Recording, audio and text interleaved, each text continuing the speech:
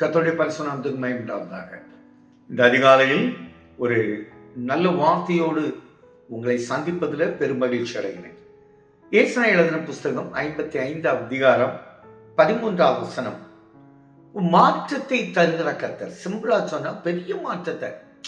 பயனற்ற வாழ்க்கை வாழ்ந்துட்டு இருந்தோம், மதிக்கப்படாத வாழ்க்கை வாழ்ந்தோம், நம்மளை ஊதாசீனப்படுத்துற வாழ்க்கை வாழ்ந்தோம், அவன் விளங்காதவன் சொல்லி இருந்தாங்க. ஆனா இப்போ இந்த நாள்ல இருந்து ஒரு பயனுள்ள வாழ்க்கையாக, வேல்யூபிள் பர்சனா கர்த்தர் உயர்த்த போகிறார். அதனால தான் பாருங்க, எனக்கு ரொம்ப பிடித்தமான வசனமும் கூட. முச்செடிக்கு பதிலாக தேவதாரு விருட்சம் முளைக்கும், காஞ்சனிக்கு பதிலாக மிருது செடி எழும்பும். அது கர்த்தருக்கு கீர்த்தியாகவும் நிர்மூலமாகாத நித்திய அடையாளமாகவும் இருக்கும். இன்னையிலிருந்து உங்க வாழ்க்கையில நடக்க போகிற அநேக காரியங்கள் மறக்க முடியாத ஒரு அடையாளத்தோடு இருக்கும். நித்திய கர்த்தருக்கு கீர்த்தியாக சந்தோஷமான ஒரு பகுதி. அதனால்தான் 12வது வசனத்திலே சொல்றீங்க, மகிழ்ச்சியாய் புறப்பட்டு போவீங்க, எங்க போனாலும் மகிழ்ச்சியாய் புறப்பட்டு போவீங்க.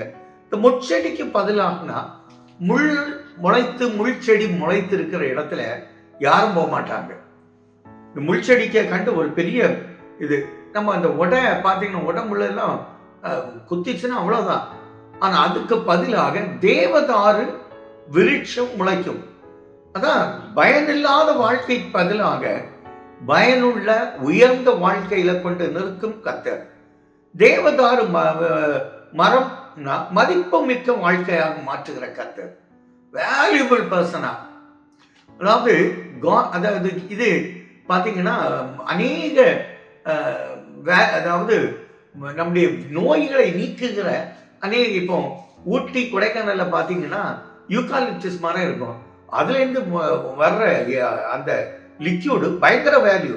அதே போல இதுல பாத்தீங்கன்னா நல்ல வேல்யூபிள் மரம் தேவதாரு மரம், அது முளைக்குங்கிறார்.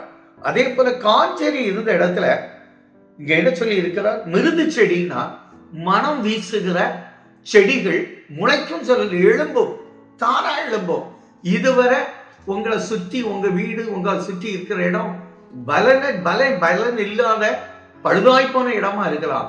இனி நல்ல செடி அழகு நிறைந்த வீடாய் மாற்றி உங்களை மனம் வீச வைத்து வேல்யூபிள் பர்சனாய் மாற்றுகிற கர்த்தர். நிச்சயமா நடக்கும். விசுவாசிங்க. நல்லது. அப்புறம் பயனற்ற எங்களை பலனுள்ளவனாக மாற்றி மாற்றத்தை தந்து எங்களுடைய துக்கங்களை நீக்கி சந்தோஷத்தை தருகிற கர்த்தர். அது தேவன். நீர் எவ்வளவு நல்லவர் அப்பா. தொடர்ந்து எங்களை, எங்கள் சந்ததிகளை இப்படி ஆசீர்வதித்த நன்மைச்சவன் நல்ல பிதாவே. ஆமென்.